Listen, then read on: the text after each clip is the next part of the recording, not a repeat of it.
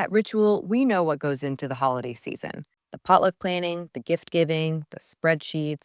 So this new year, take a moment for yourself with science-backed support that puts you first.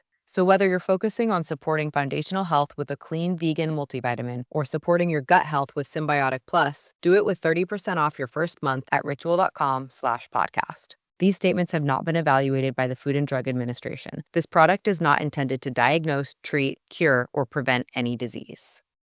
At Ritual, we know what goes into a magical holiday season. The potluck planning, the gift giving, the spreadsheets. This new year, take a moment for yourself with simple, daily rituals that help you put your foundational health at the top of your to-do list. Ritual's Essential for Women 18 Plus multivitamin is a clinically backed multivitamin featuring 9 high-quality key essential ingredients to help you fill key nutrient gaps in your diet. Or maybe you're stressing your daily protein intake, or you want to double down on support for your gut microbiome. From plant-based essential protein to 3-in-1 pre, pro, and postbiotic strains with Symbiotic Plus, Ritual helps you focus on supporting your body after a long season of juggling everybody else.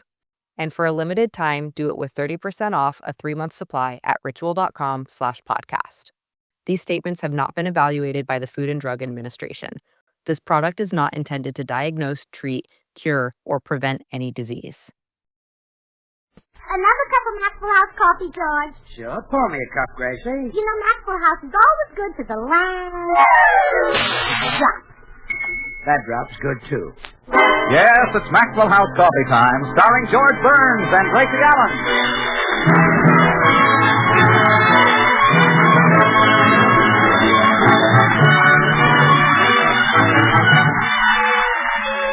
With our special guest tonight, Cesar Romero, yours truly, Toby Reed, Barbara Eiler, Harry Lubin, the Maxwell House Orchestra, and Bill Goodwin. For America's Thursday night comedy enjoyment, it's George and Gracie. And for America's everyday coffee drinking enjoyment, it's Maxwell House. The coffee that's bought and enjoyed by more people than any other brand at any price. Yes, Maxwell House, always good to the last drop.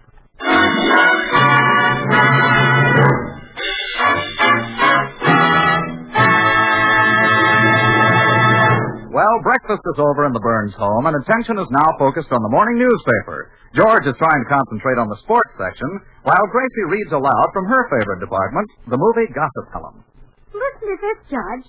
This column says that Betty Grable has put on a lot of weight, but it doesn't say where. Doesn't say where? No, it just says that in her new picture she has a very fat part.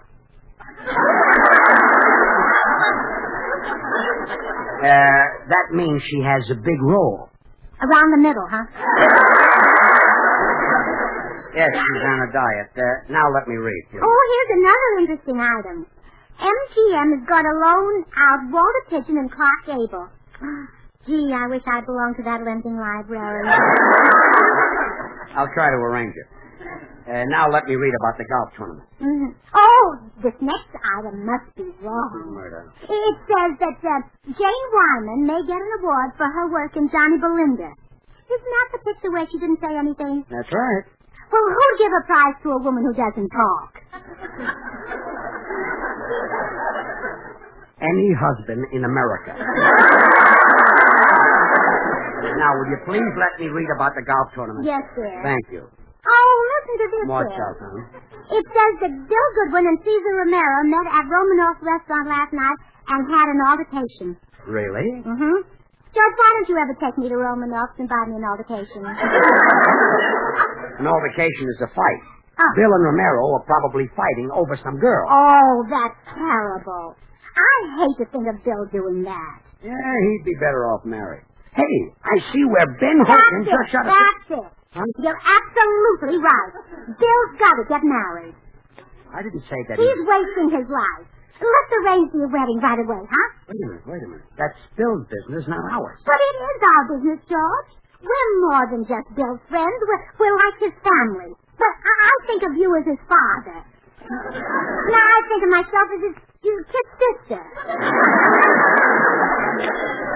Maybe Bill doesn't want to get married. Maybe he's having too much fun. Well, it's time he got married and stopped having fun. That'll do it. What was that?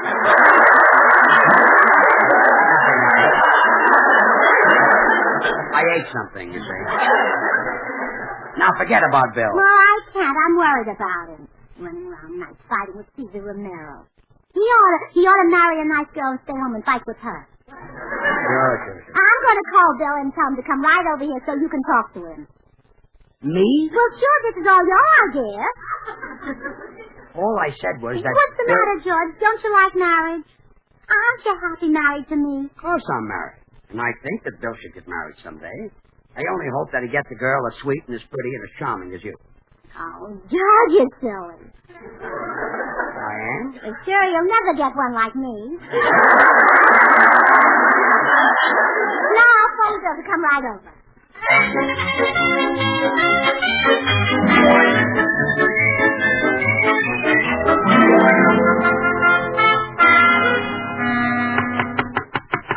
That must be Bill. Now listen, Gracie, don't try to force him into marriage. Let Bill make his own decision. I will. Come in.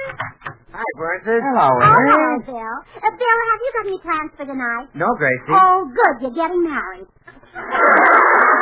What? You're getting married. It's George's idea. All I said Yeah, and was... he's right, Bill. You're wasting your life as a bachelor. Wasting it. I'm using every minute. But you'd be better off married, wouldn't you, George? Well, Gracie is right, Bill. When I was single, I used to run around just like you. One night a beautiful blonde, the next night a gorgeous redhead. But, Bill, was I happy? Well, I don't know. Think back, will you? Boy, was I happy.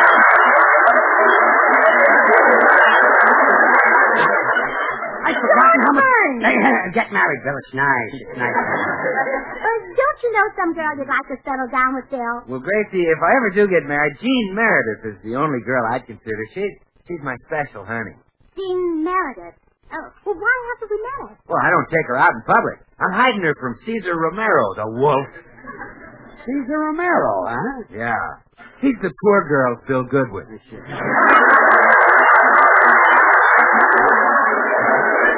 I don't know. Caesar Romero is pretty terrific, Bill. The women at my bridge club voted him the man they'd most like to have shuffle their decks. Did you vote for him? Not me, no. I voted for you. Well, thanks. Nobody shuffles like you do.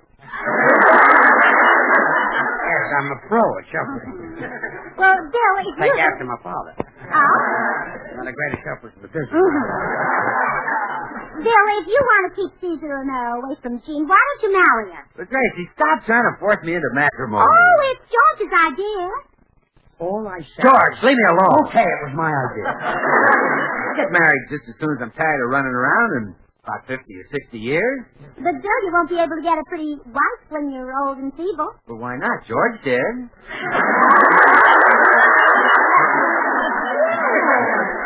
Well, I'm not worried, Gracie. When I'm ready to get married, there'll be plenty of fish in the ocean. Oh, Bill, don't marry one of those. Marry a woman. What, You Bill? don't want a honeymoon with a halibut. What, Bill? You can't warm your feet on a flounder. Don't worry, Gracie. When and if I get married, it'll be to Jean Meredith. Oh, good. Say, Bill, I've got an idea. Why don't you bring Jean over to dinner tonight so we can meet her? Well, this ought to be a safe place. I know George couldn't take her away from me. Well, he could if he wanted to. My little man is the Humphrey Bogart type. You think George is the Bogart type? Sure. Everyone does. When we walk down the street, people say, look, here comes Gracie with her bogeyman. I'll see you for dinner, Willie. Okay, Bogey. Bye, Gracie. Bye. Gracie, you embarrass me.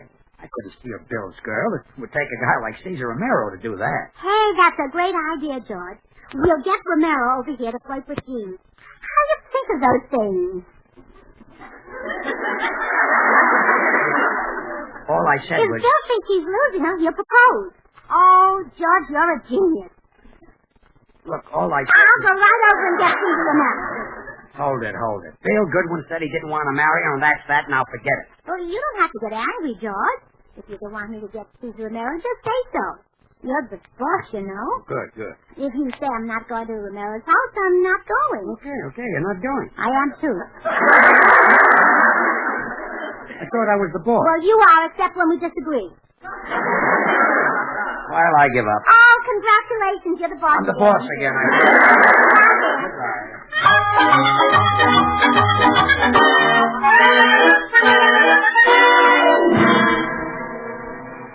Gee, maybe it's dangerous for me to be here at Cesar Romero's alone. He's such a wolf. Oh, well, I'm here. Oh, I bet the minute he opens the door, you'll get fresh with me. Well, if he does, I'll call the police. I'll show him. How do you do? Oh, yeah, police! Hey, what's the idea? That'll teach you to get fresh with me. I beg your pardon? I accept your apology. Now, if you think you can act like a gentleman, let's introduce ourselves. I'm Mrs. George Burns. I'm Cesar Romero.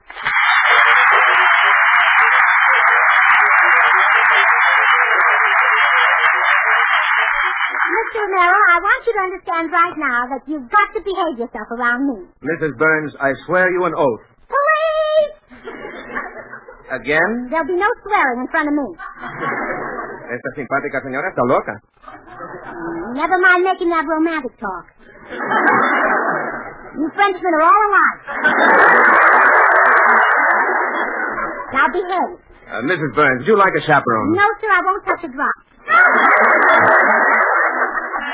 You might just as well make up your mind that I'm one girl who's different. Different is quite an understatement. May I ask what brought you here? There you go, getting fresh again, talking about my legs.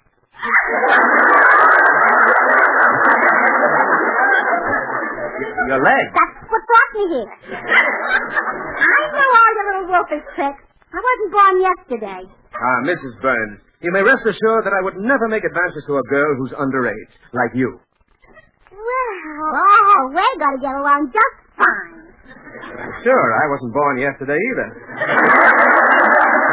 But just to be absolutely honest with you, I'm already of age. No. Yes. You're 21? Oh, 21? I thought you meant 18. Well, enough about me. I came to talk about Bill Goodwin. Now, I've got a scheme to get Bill married. Wonderful. Why, he's my biggest rival. What's your plan? Well, Bill has a girl he likes well enough to marry, but he won't ask her until he thinks someone else wants her. And that's where you come in. Oh, I get it. I make a play for the girl. Bill thinks he's losing her. He proposes. She accepts, and bingo, they're married. Then I'll have every girl in town tied up. Oh, don't tie her up. Give him a fighting chance. Yeah. What's this girl's name? Her name is Jean Meredith. Do you know her? Jean Meredith. I must know her. Let me look in my address book. Oh, good heavens. Is that great big thing the address book of your girl? This is just the M's. Now, let's see. Here we are. Meredith. Meredith A, Meredith B, C, D, E, F, G, H, I, J. Well, now, Meredith Jane, Meredith Janet, Meredith Jacqueline, Meredith Jacqueline. Meredith Joan, Meredith June. No Meredith Jean. I guess Bill's been holding her incommunicado. Well, you know Bill. He'll hold her any place you happen to be. Yes.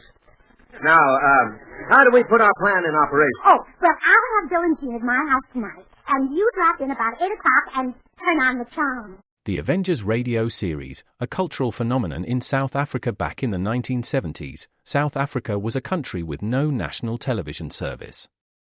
It wasn't until 1976 that the country would get its first taste of television broadcasts. But before that, radio was the primary medium of entertainment and information for the masses. This was the context when The Avengers, a British spy FI series, made its debut on South African radio and became a cultural phenomenon. The Avengers was a British television series that originally aired from 1961 to 1969. The show revolved around the adventures of John Steed, a suave and sophisticated secret agent, and his various female associates. The series was a unique blend of traditional spy thriller elements with science fiction and fantasy, which set it apart from other shows of its time. While the series was hugely popular in the UK and had also made a significant impact in the American markets, being one of the rare British series given a network transmission slot, it was virtually unknown in South Africa. This was primarily due to the lack of a national television service in the country until 1976. However, as a film series, The Avengers was able to gain some exposure in South Africa through film rentals. But it was the launch of the radio series that truly brought The Avengers to the masses in South Africa. Come and listen at www.myclassicradio.net. The Black Museum. Horror and mystery based on Scotland Yard's collection, Orson Welles was both host and narrator for stories of horror and mystery based on Scotland Yard's collection of murder weapons and various ordinary objects once associated with historical true crime cases. Walking through the museum, Welles would pause at one of the exhibits, and his description of an artifact served as a device to lead into a wryly narrated dramatized tale of a brutal murder or a vicious crime. In the United States, the series aired on the Mutual Network between January 1st and December 30th, 1952. Beginning May 7th, 1953, it was also broadcast over Radio Luxembourg, sponsored by the cleaning products Dreft and Miro. Since the BBC carried no commercials, Radio Luxembourg aired sponsored programs at night to England. In the United States, a program of similar scope, using many of the same picked cases as the Black Museum, and nearly mirroring its broadcast run, was broadcast by NBC called Whitehall 1212. The two shows were different in the respect that while Whitehall 1212 told the story of a case entirely from the point of view of the police starting from the crime scene, the Black Museum was more heavily dramatized and played out scenes of the actual murders and included scenes from the criminal's point of view. Come and listen at www.myclassicradio.net. It's a date. It's a wonderful idea, Mrs. Burns. You've really got a brain. Oh, yeah? Police! Now what's wrong? You got too intimate. I said you had a brain. Is that intimate? It must be. Not even my husband ever said that.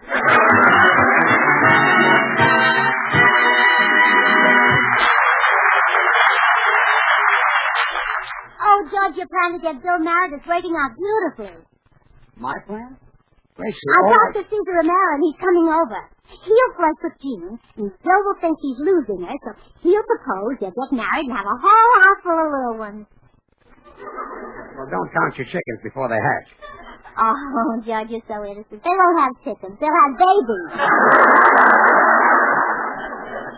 No. Yeah. Every year, something new. Now, when Bill and Jean are here tonight, you show them how happy married life is. Not me. I want no part of the scheme. Oh, you're not happy. I'm a failure. You're miserable, and now everyone will know. Okay. I like that. I like happy. Oh, thank you, dear. Oh, that must be Jean. Jean? Didn't she come? Over early. I want to have a little talk with her. Come in. Hello, Mrs. Burns. I'm Jean Merritt. Oh, hello, Jean. I'd like you to meet my husband, George. Hello, Jean. How do you do, Mr. Burns? It's awfully nice of you folks to invite Bill and me over. Well, we want you to see how happy married life is. Are you and Mr. Burns happy? Oh, yes. George, be happy. See, we laugh all the time. Mrs. Burns, isn't it hard to keep house and have a career both? I mean, isn't it just drudgery to come home from the studio and have to cook dinner? Oh, Jean, if you were cooking for one you love, would you call it drudgery? No. Oh, I guess I would. Well, neither does George. He's as happy as a lark, aren't you, dear? Well, have we told you I'm married, Jean? I don't have to be told, Mrs. Burns. I want to get married the worst way. Well, now, that's funny. I said the same thing to Mother when I brought George home to meet her. I said, Mother, I want to get married the worst way. And she said, well, this is it. My mother craves me. Come in. Well, hi, Burns. Hello, Jeannie, honey. Hello, Belle. We were just showing Jean how happy married life is. Weren't we, George? George. Huh? Be happy. Oh. You see, Bill? Now, show him how you felt before you got married, dear. And now? Oh, marriage is so happy, Bill. Why, George gets up 3 or 4 times during the night just to laugh and then goes back to bed again.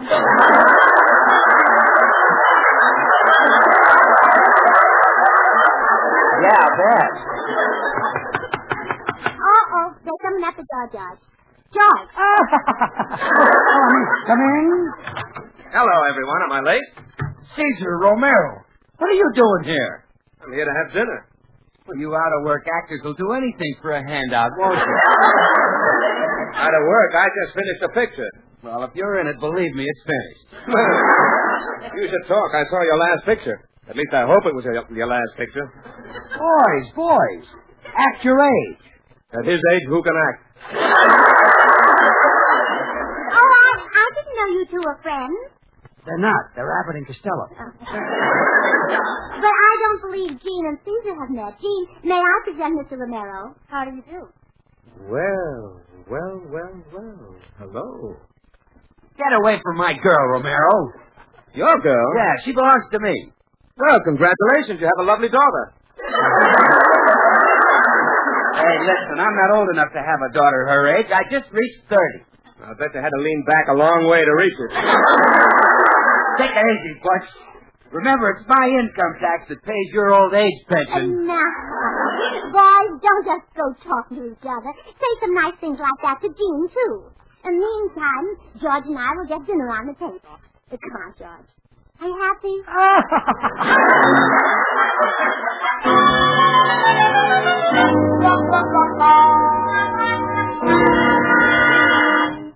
George, I called you and Caesar Romero into the den here for a little conference because things aren't going so well. I know. Bill still hasn't proposed to Jean. Well, I tried my best to make him jealous. Gosh, I did everything but propose to Jean myself. Hey, that's it. You proposed to Jean. That'll force Bill to propose. Well, I've never done anything like that. I wouldn't know what to say. What did George say?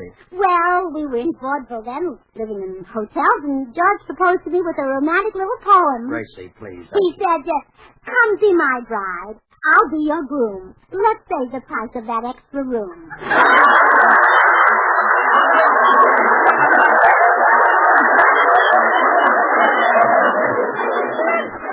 Only I put it to music.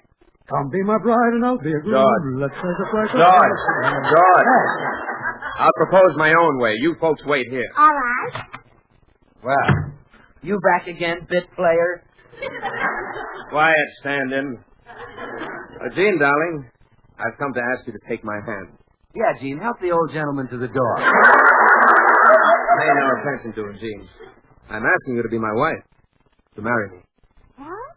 Marry you? Oh, Gene, did you hear what that big schnook said? Tell him, honey. All right. I'd be happy to marry you, Caesar. That's telling him, baby. Huh? I said I'd marry him. He's just the man I've been waiting for. He's got everything. Well, but he's had it so long.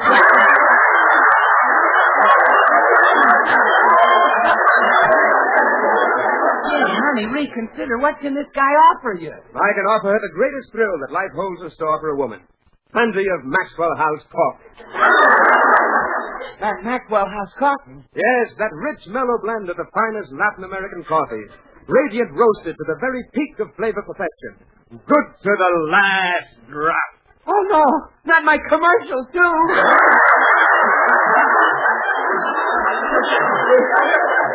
We'll go to Latin America on our honeymoon, Jean, and I'll show you where they grow those superb coffee beans that go into fragrant, delicious Maxwell House. The Manizales, Netherlands, Bucaramangas. How do you like that? First he steals my girl, and now he's meddling with my Bucaramangas.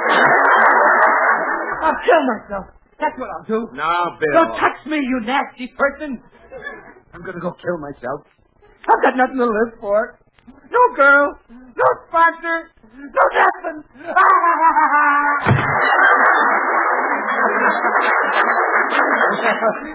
We certainly fixed him, didn't we, Jean? Yes, now we can be married. You wait here while I get my happy coat.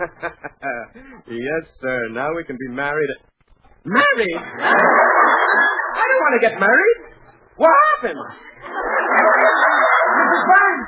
Oh, Mrs. Burns! Yeah, what is it, Caesar? I proposed and Jean accepted me. She's going to marry me. Oh, you traitor.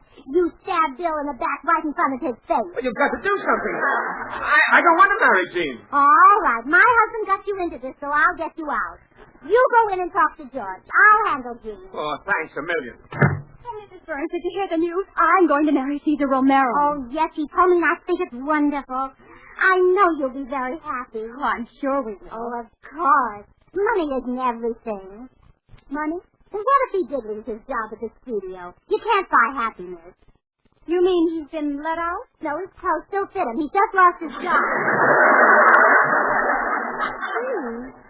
I thought he was doing so well. Oh, he was until he started drinking. Drinking? Only whiskey. He never touched a soda. But I know the three of you will be very happy. The three of us? Yes, you and Caesar and his other wife. Caesar has another wife? Oh, it's nothing to worry about. He doesn't love her. Then why hasn't he divorced her? Well, Caesar's father is very fond of her. She takes care of him, puts him on his rocking horse, brings him his little hat with the propeller on top. Good heavens, his father must be a lunatic. Yes, but so lovable. I know you'll be very happy. Oh, there's just one thing. When you're around Caesar's father, wear an old dress that you won't mind having torn. What? Well, he thinks people are bananas and tries to peel them. I can't marry into a family of crazy people. Oh, only the men are crazy. When they reach the age of 35, they all crack up. When will Caesar be 35? Not until February. You've got a whole month to be happy. I'm getting out of here, and you can tell Mr. Romero that I never want to see him again. But, Gene, you're throwing away your happiness. Goodbye. All right, boys, you can come out now. We heard your little scene, Gracie. Yeah, Gracie, you were great. How do you think of those things? Oh, it's just a gift. Lots of people are amazed at my brain, but it's really nothing. How true. Well, you certainly saved me. You see, there's only one girl in this whole world that I could ever marry. Gertrude Mills. She's completely devoted to me. Oh, I'm glad I could help. Hi, folks. Bill, I thought you went out to kill yourself. Well, I did, but when I went to the drugstore to buy poison, the cutest little redhead waited on me. She looked at me, and I looked at her, and now we're engaged. A redhead? What drugstore was this? Schwab? And the girl's name? Gertrude Mills. Oh, no! This morning I was a happy man. Now I'm going nuts. Well, what do you know? He just turned 35.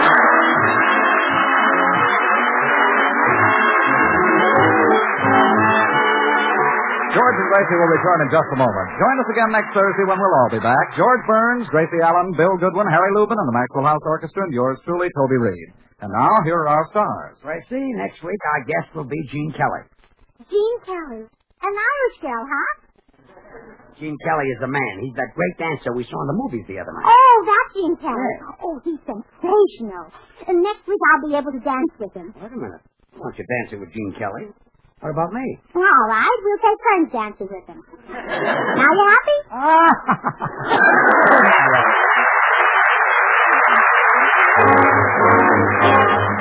Good things. The easy way. Do you like good things the easy way? Then get instant Maxwell House coffee. So good. So good. True coffee flavor and fragrance because Instant Maxwell House is not a so-called coffee product. It's all pure Maxwell House coffee in instant form. I'm so easy. So easy. Instant Maxwell House means great coffee instantly in your cup. No fuss, no muss, no bother. Today, try Instant Maxwell House. Instantly good to the last drop.